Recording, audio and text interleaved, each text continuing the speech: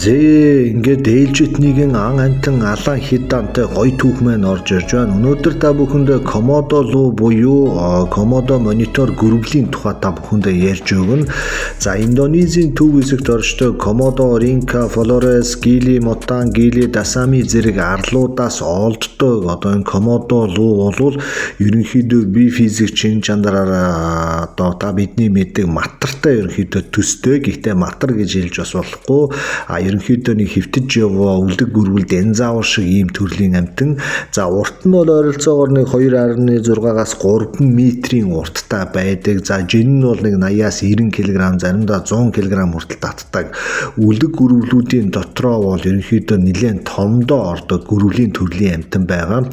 За тэгээ ер усын хэмжээтэй, хурдтай, хүчтэй, аюултай учраас энэ амтан бол ерөнхийдөө томхон амьтдыг барьж иддэг. Komodo лууг барьж авч идэж уудаг амтан байхгүй учраас энэ амтан прогресс өсөлтөөр бол нэлийн амжилттай олон тоогоор бол одоо өсөж байгаа тийм шинж тэмдэг харагддаг.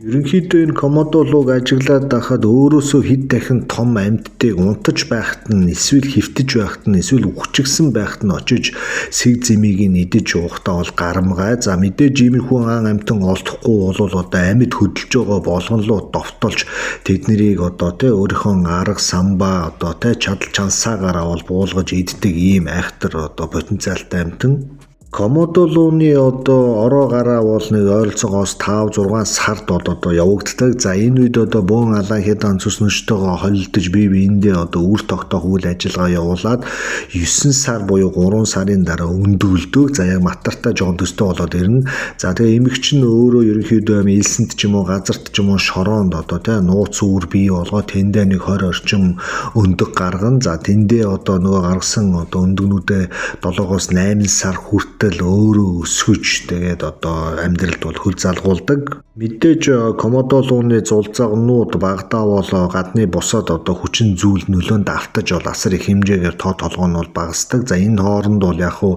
амьд үлдсэн жижигхэн одоо Komodo луунууд ямар нэгэн модо бургас одоо янз янзын зүйл дундуур явж жижиг сажиг шавж хорхоо одоо хулган зурам гих мэтийг идэж амьдарсаар байгаад биеийн томорхон хэрээр одоо өрсөлдөгч болон эрсдлээсээ бол ангиж ирж гарч ирдэг.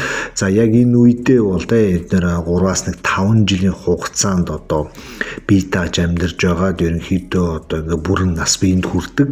Ер нь Komodo лууг барууныхан болон дэлхийд дахин ойролцоогоор 1910 онд бол мэдсэн гэж байна. Тэгээд эдний том аимшигтай бие шүүд хурц одоо алан хийдэг одоо энэ зан характер нь бол одоо олон амьтны хүрээлэнд бол одоо анх танигдсан. Тэгээд зэрлэг байгальд байдаг ийм айхтар амьтныг бас авцарч хүн амьтанд үзүүлж 5-10 цаас тоншоо гэдэг одоо зоопаркуудын уралдаан бол тухайн одоо 1910-ад оны үеэс бол эхэлсэн гэж үздэг юм байна лээ. За тэгээ өнөөдрийн байдлаар бол Индонез улсад одоо яг албан ёсны төрийн хамгаалтанд улаан номонд бол одоо энэ Komodo луу гэдэг амьтныг бол оруулчихсан хүн амьтан одоо тэрийг барьж авч алж ядах арьс ус ширийг нь одоо авах олборлох тийм боломж байхгүй.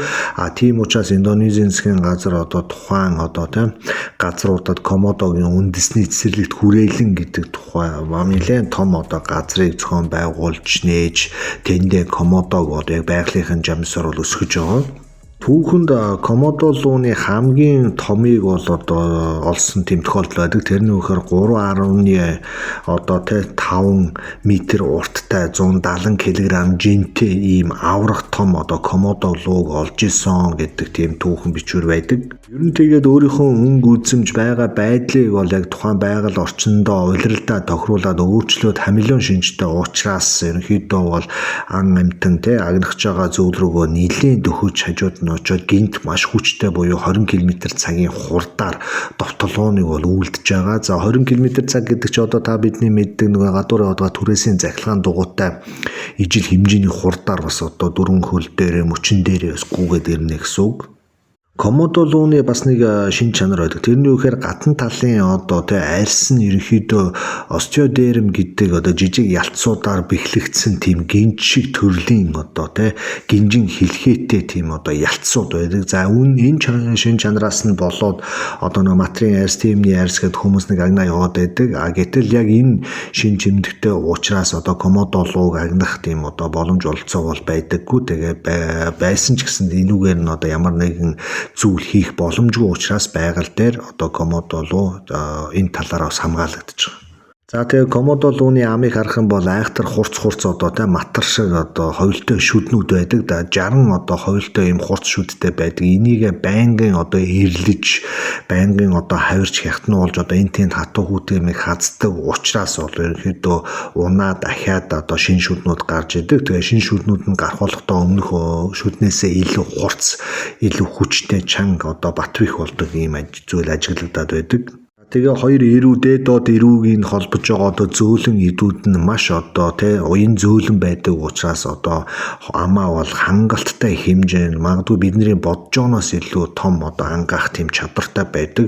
За тэгээ шүд нь баг бүхэлдээ буйлны идээр бүрхэгдсэн байдаг учраас шүлсэн нь одоо комодогийн цустай байдаг гэдгийг бол одоо эрдэмтэд судалсан. За энэ шүлсэнд нь хэмжээний комодогийн цус байгаа учраас ямарваа нэгэн амьтныг одоо хацах юм бол тухайн амьтны одоо цус бийд комодогийн цус болон янз янзын одоо вирус, бактери, хорнууд нь бол нэвчиж ороод тухайн амьтныхаа одоо булчингийн үйл ажиллагаа, зүрх судасны үйл ажиллагааг нь ерөнхийдөө нэлээд удаашруулж, хордуулж одоо могоо шиг одоо тэгэж айхтар хазаж, хордуулж идэж удаг. За мөн дээрээс нь урт гүн одоо тэгсэн мөртлөө юм салаа хоёр одоо шар хилтэй байдаг. Мэдээж одоо матартай төрөл ойролцоо төрлийн амьтан учраас хөл нь урт тэгээ дээрээс нь морь хумснуудтай учраас ямар нэгэн байдлаар амьтдыг бас хуруу хансаараа сийчих одоо эсвэл одоо барьж баглаж авахд бол энэхүү хумсны үйл ажиллагаа нь бол үнэхээр хэрэг болдог гэж байгаа. Комодо лууны толгоон дээр нэг жижигхэн жихний сувг харагдаад байдаг. Тэгээ хүмүүс харахтаа бол ерөнхийдөө маш одоо сонсгол муутай ерөнхийдөө дүлийн амтан гэдэг үгийг бол хэлээд байдаг. Гэвч комодог тэжээжсэн Лондонгийн амьтны хүрээлэнгийн одоо ажилтнууд хэлэхдээ комодо лууга хооллох болгонд тусгай дуу хоолоогоор аялж одоо эсгэрч хоолдог байсан. За дараа нь хооллох цаг болоогүй байхад энэ тэнд нүүдж байгаад ингээд дуурахад комодоноо цугларч исэн гэж яриад байгаа. Тэгэхээр комодо луу бол одоо тэр зам чихний үйл ажиллагааг нь өнөөдрийн хүртэл нарийн сан судлаагүй байгаа учраас комодо сонсохгүй байхаа гэж одоо хажуугаар нь янз янзын үйл хөдлөл хийж өөрийгөө эрсдэлд оруулах хэрэггүй гэдгийг одоо харуулад байгаа. Комодо лууны нүдийг бас ярихгүй байж болохгүй 300 м хүртэлх газрыг бол маш сайн хардаг гэж байгаа. Торлог бүр хөвчин зөвхөн одоо боргоцоо хэлбэртэй байдаг болохоор шөний хараанд болмоо шөн одоо ан аваа хийхдээ муу байгаа байх гэж бас үздэг юм байлээ. Тэгээ өнгө ялгах чадвартай ч гэсэн хөдөлгөөнтэй объектуудыг одоо нүдээр ялгаж аль нь амьд аль нь одоо хад чулуу гэдгийг бас ялгах чадвар муутай байхаа гэдэг тийм одоо судалгаа байгаа. За мэдээж мөлхөгч амьтан уучраас одоо өөрийнхөө одоо урт одоо салаа хилнийхэн тусламжтайгаар альва зүйлийг одоо амт түнрийг зайнаас мэдрэх, орон зайгаа багцаалах тийм одоо эрхтэн болгож ашигладаг. Энэ юу гэсэн үг гэхээр ойролцоогоос нь 4-10 м зайд байгаа ямар нэгэн амьд биетийг өөрийнхөө хилний одоо тусламжтайгаар мэдэрч чадна гэсэн үг. Комодо луу ч өөрөө ерөнхийдөө бол халуун хуурай газарт дуртай тэгээ ихэвчлэн намхан өндөрлөгч гэдэг юм уу бэлчээр саван маягийн тийм халуун ширэнгэн ойд бол амьдардаг. Тэд дундуур одоо ангөр алан хеданаа үлдэж явдаг. За мэдээж далайн эрэг, нуурын эрэг гэх мэтийн газруудад бас өөрийн ашигтай байрлалыг эзэлж өөрийнхөө аманд зайнд нь одоо ан амьтан хүн амьтан орж ирэхийг бол хүлээж идэг. За тэгээ өдрийн цагаар бол хамгийн идэвхтэй байдаг. Гэхдээ хоолунд муутай шөнийн цагаар ч гэсэн урсгаж өөрийгөө бас хоолундаа хайх хэмжээний бие физиологи юм бас чадвартай гэж байна. За богино зай 20 км хүртэлх цагийн хурдыг бол одоо гүйж гаргаж чаддаг гэдгийг түрүүн хэлсэн. За тэгээд мэдээж энэ чинь өөрөө газар уснаа явагч амьтан уучаас 4.5 эсвэл 5 м хүртэл гүнд одоо шумбаж тэн дотроос алан хідан загас жаргаа юу гэдэг тэр амьтдыг одоо барьж идэх хэмжээний бас чадвартай байна. За мэдээж дөрөв мөчөндөө тэнхээтэй асар хурц хумстай учраас одоо мод руу авирах хэмжээний бас үйлдэлийг бол үзүүлж чаддаг. За мод руу бол хангалттай авираад гараад буугаад ирч чадна. Мөн одоо өөрөөсөө том айхтар аюултай одоо ан амьтан руу ойртох үедээ ухарч буюу өөрийнхөө сүүлийг өгөөш болгох маягаар ойртож жогоод гинт эргэж гараад одоо хүчтэй 60 одоо соёотой амаараа бол тухайн амьтныг одоо цусыг гаргаж хордуулж одоо ингэж идэж уудаг. За тэгээ насан турсан комодо луу бол өөрийнхөө хурц хумс сарвуугаараа газар шорооны ажлыг бол үнэхээр сайн хийж чадна. За тэгээ 1.3 м хүртэлх өргөн хонгил нөхөй ухаж тэндээ шүн орж унтдаг. Мэдээж биеийнхэн дулааныг шөндөө хадгалахын тулд яг ингэж нүхэн доор яг тодорхой гүнд ингэж сайхан унтаж хөвтчихэд. За ингээд ан агнуураа болоод өдрийн цагаар өдрийн цагаараа хоолундаа сайн идчихсэн болол шөнийн цагаар түүнийг бас шингээгээд өөртөө амраах маягаар ингэж амьдэрдэг.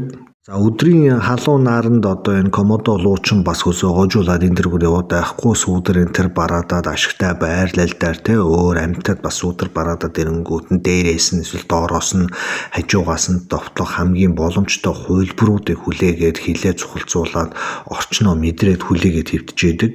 Түрүү хэлсэн комодо луу бол ерөнхийдөө махчин амьт юм гэж. За насанд хүрсэн комодо луу бол үхрийг хүртэл хазаж унгаагаад идээд уучдаг. За тийм учраас ерөнхийдөө хүмүүс бол энэ амьтныг басах хэрэггүй.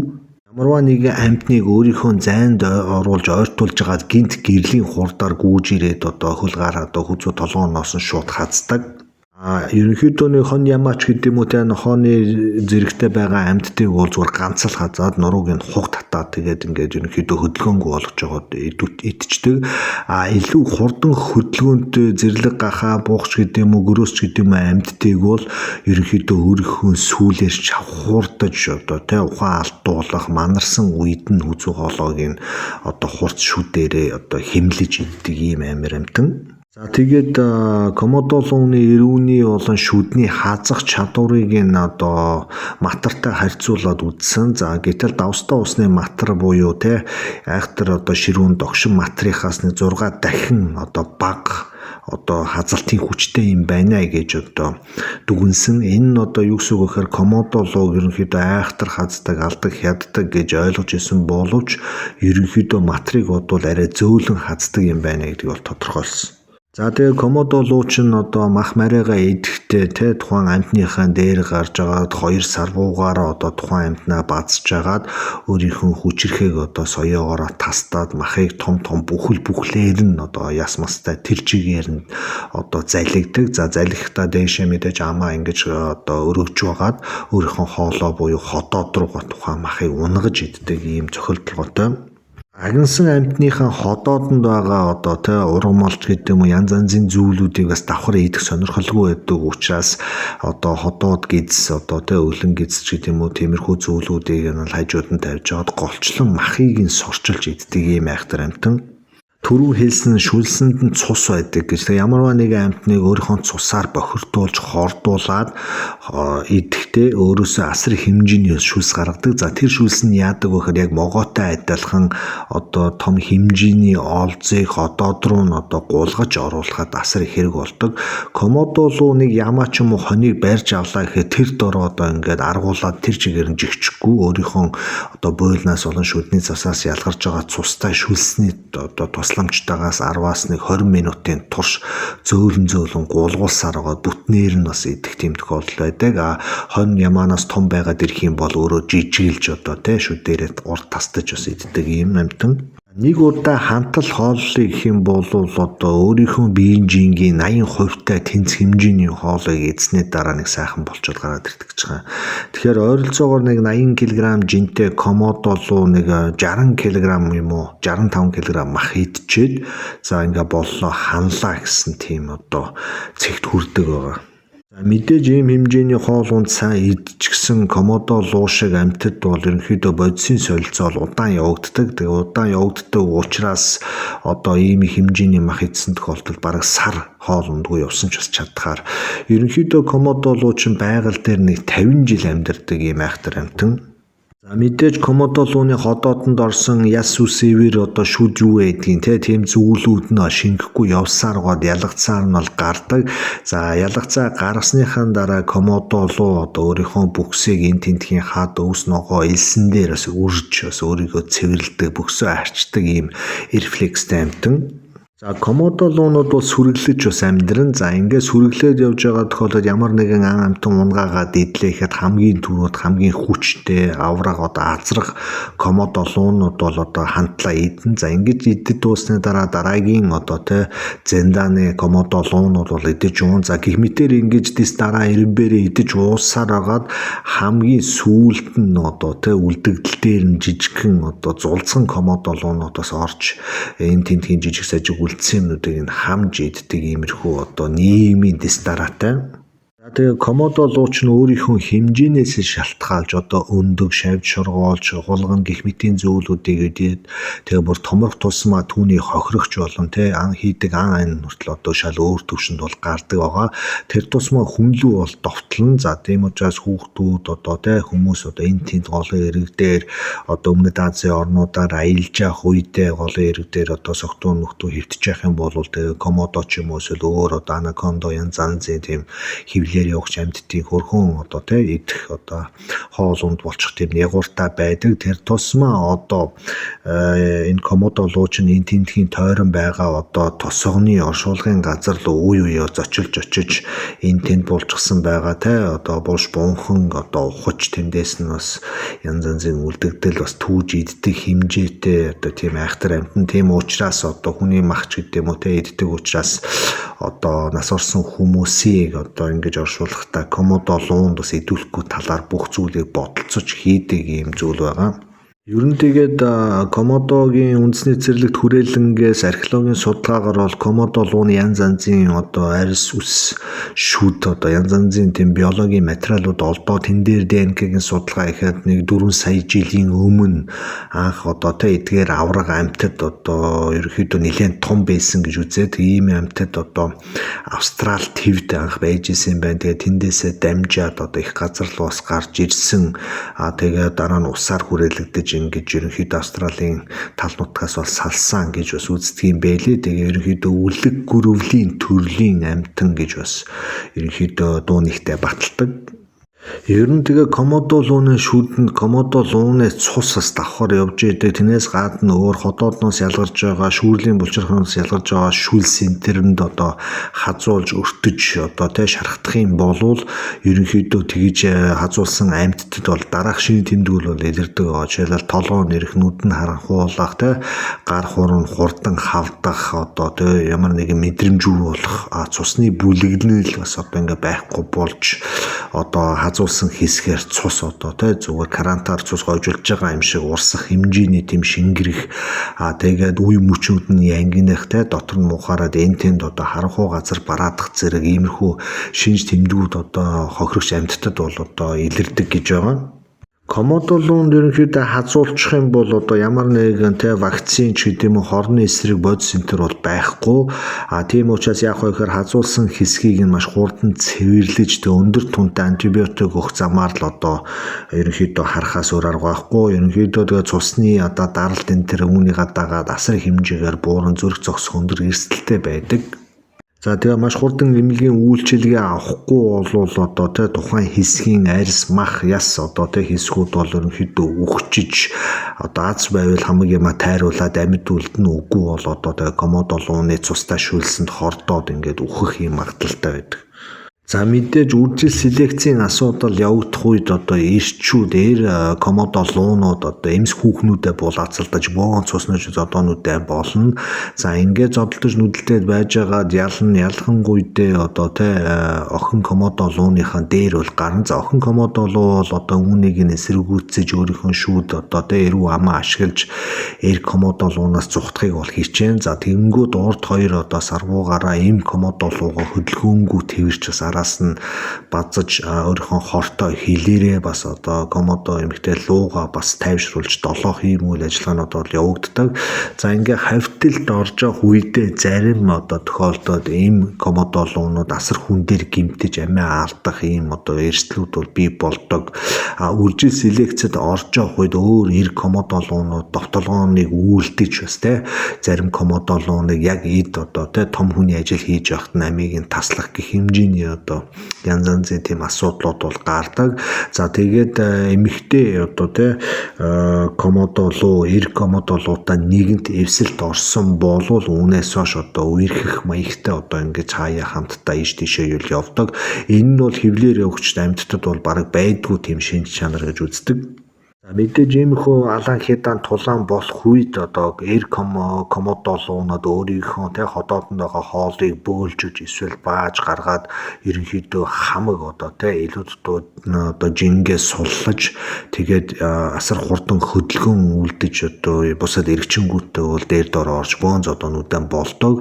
За ингээд үржил селекц амжилттай болсны дараа 20 орчим одоо комодо жижигэн одоо луунууд өндгөн дотор байрладаг. За тэгээд байрлсныхаа дараа төрж гарсныхаа дараа ерөнхийдөө бусад амьтдад их амархан аалагддаг учраас өөрийгөө хамгаалж чаддгүй учраас бага зэрэг одоо тэ тооны цөөхөн одоо комодо луунууд байгалийн одоо сорилыг давж амьд гардаг. За амьд гараа зарим одоо залтай жижигхэн комодо луунууд бол бусад комодо лууны баасан дотор эсвэл одоо өөр амьтны баасанд одоо өөрийнхөө бийг нууж эсвэл үнэрт нь ингэж халахалж энэ тэрүүгээр бас уулахад чулуу одоо тий мод бургасан доогоор шургаж ингэж хамгаалдаг. Тэгэхгүй бол ерөнхийдөө ийм үнэр танараа ялгаруулахгүй бол бус амьтан одоо түүнийг идэх гэж довтолдог. Янз янзын баас ч гэдэг юм шээсэнд одоо ингэж өөрийгөө бүрчих юм бол бусад амьтад үнрээс нь дайжаад зүхтдаг ийм бас нууц аргууд байдаг. Тэгээ өөр бас нэг тийм сонин судалгаа байд юм байна. Комодо лууг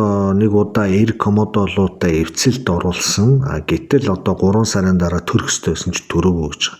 Тэгээ гайхаад одоо үржил селекц өндгийсэн тэр бүх юм болоогүй юм байна даа гэж бодж итэл 2 жилийн дараа энэ хоёр ч одоо салаад 2 жил болчихж байгаа. Гэтэл 2 жилийн дараа нөгөө ийм комодо луу өөрөө одоо шууд жирэмслээд ингээд үр зулцаа гаргасан. Тэгээ үүнийг нь одоо ойлгохдоо эрдэмтэн судлаач нар юу гэж ойлгосон бэ гэхээр өөрийнхөө идэж тижээл одоо гайгүй болсон цагт өөртөө нөөцлсөн байгаа эр комодо лууны үрийн шингэнийг хадгалж агаад 2 жилийн дараа хэрэглэж одоо ингэж өрөөд залгуулж гинэ гэдэг тийм тооцоо гаргасан. Бас нэг өөр сонирхолтой тодорхойлт байдаг гэдэг нь өөр одоо тий комодо эмлүү эргчэнтэй хавьталд ороогүй мөртлөө өөрөөсөө жирэмсэн болоод 11 одоо өндөг гаргаж исэн гэдэг тийм тохиолдол байдаг. Үүнээсээ шалтгаалаад энэ 11-ийнх нь одоо 7 нь эр комодо зулцаг байсан гэж үзэж байгаа. Тэгэхээр ерөнхийдөө ингээд хевлэр явагч тий энэ актер амтан бол ерөнхийдөө байгаль дээр устдахгүй тул бүх янз янзын одоо тий аргуудыг хэрэгэлдэг. Тэр зэм бүр байгалийн одоо эсрэг жишээлбэл одоо үйл хөдөлгөөнүүдийг гаргаж ийн жишээлбэл өөрөөсөө жирэмсэн болж ийм одоо үр зулцаг гаргасан тохиолдол байгаа. Яг тухайн үед нөгөө зулцуунуудаас нь барьж аваад генетикийн судалгаа хийхэд яг тухайн одоо эм комодогийн л ген гарсан өөр одоо эрэгч 2 дахь 3 дахь эр комодо нэг одоо ген бол ялгараагүй байдаг. Ер нь тэгээд Индонезийн тухайн одоо цуврал Явагийн арлууд дээр амьдардаг хүмүүс бол одоо газрын матар гэдэг нэрээр одоо комодо лууг бол тодорхойлдог. За зарим нь лууч гэж бас нэрлэдэг. Ерөнхий бие физик чанар одоо тэ байгаа байдал нь бол одоо бөлхөөд явж байгаа дэн заавар л гэсэн үг. Төрүүн тэр өөрөөсөө жирэмсэн болоод үр удмаа үргэлжлүүлээд яваад байдаг энэ байгалийн цохилгоог тайлбарлаж чадахгүй нэгэ тэгээд байсан. Гэтэл яг энтэй адилхан бас тохиолдол байдаг нь одоо та бидний сайн мэддэг одоо тий Немо гэдэг нэг загас байдаг да. Тэр загас чинь өөрөө хэрвээ одоо эргэгчин байхгүй болвол бишээ эмэгчин олдохгүй болвол өөрөө одоо эмэгчин болоод бусад одоо Немо загаснуудтай одоо ингэж одоо үржил селекцэд орж одоо өөрийнхөө үр удмыг залгуулдаг ийм тохиолдлоос байдаг. Тэгэхээр байгаль өөрөө аюу юм сонин тохиолдлоготой янз янзын тийм гаргалгаанууд хувилбаруудыг бас гаргадаг юм байна гэдгийг энэ комодо луу бас батлаад байгаа. Ерөнхийдөө тэгээд 50-аад оноос хойш комодо лууны тод толгой нэлээд ховорцсон учраас одоо тий улаан номонд оруулаад тухайн комодо лууг бол чадхадгаар бол хамгаалж байгаа. За тэгээд 2002 оны байдлаар бол 5,000 комодо лууны дэлхий дээр Индонезийн тухайн жижиг Явагийн арлууд дээр амьдарч байна гэдэг тийм судалгаа байд юм байлээ. Тэр дотроо тэгээ эмэгчин одоо тий комодо луунууд дөнгөж 350-аас 500 одоо тоотлоготой байгаа нь цааш та төгшүүрийг бас төрүүлж байна гэж бас үздэг. Тэгээд 80 онд Комодогийн үндэсний цэцэрлэгт хүрээлэнг байгуулад Комодо Ринка Падар арлуудад одоо тусгай одоо үгсэн ан амьтнаар одоо хооллож энэ Комодо лууг олж чадхатаараа хамгаалж байгаа. Тэгээ хүний гараас хоол идсээр гас сурсан учраас бас хүн амьтан луу довтолохгүй бас ингээд ерөнхийдөө нэлийн дассан тижигдсэн байдалтай бол байна. Австралийн биологчид бол Комодо лууг буцааж Австралид авчиж одоо нутагшуулах юм бол тухайн экосистемд ашигтай байж магадгүй гэдэг тийм судалгаа гаргасан байдаг. Яагаад тэгэхээр урд нь далай тэнгис байхгүй хуурай газараа шууд одоо Явагийн арлууд Индонез улс Австралитай холбоотой байх үед одоо Австралид байгаа одоо дарангуулж байгаа азаргалж байгаа амьтад Комодо дуунд одоо дарлуулж тоо толгоонд бол яг стандартын дагуу байсан гэж байгаа. Тэгээ Комодо луу байхгүй болсон цагаас Австралид юм янз янзын одоо амьтад одоо даам гарч одоо ерөөхдөө экосистемд бас өргөнөлөө үзүүлж байна гэдэг тийм судалгааг биологч хүн гаргасан. Гэхдээ бусад биологч нар бас энэ Комодо луу гэдэг амьтан бол хүнлүү довтолдог хүн барьж иддэг энэ одоо айхтар аюултай аран шингийг бас мартаж болохгүй шүү гэдгийг анхааруулад байдаг. Хүнлүү дайрна гэснээс ерөнхийдөө Комодо луу руу бол хамаагүй ойртож болохгүй. Комодо луу бол таныг өөрийнхөө ашигтай зайд оруулаад 20 км/цагийн хурдтай маш хурдан гүйж ирээд тань руу үсрэх эсвэл зохих одоо дарж авах янз янзын байдлаар хулгайрах хүмүүснээс ч хазах тохиолдолд та зүгтсэн ч гэсэн таны бие организм даралт чинь асар хурдан унах тэр зума шархнаас чинь цус гэдэг зүйл чинь зүгээр карантины ус шиг юулэгдэж гарах учраас ерөнхийдөө Комодотой янз янзын тоглоом энэ төр хийх бол хэрэг байхгүй хоол байх хэрэгтэй. 2007 онд одоо нэг 8 настай хүү Комодо арал дээр одоо явж явах үед нь Комодоны луу дайрч одоо тухайн дайралтын улмаас 8 настай хүүхэд их хэмжээний цус алдаж барьж ирсэн байдаг.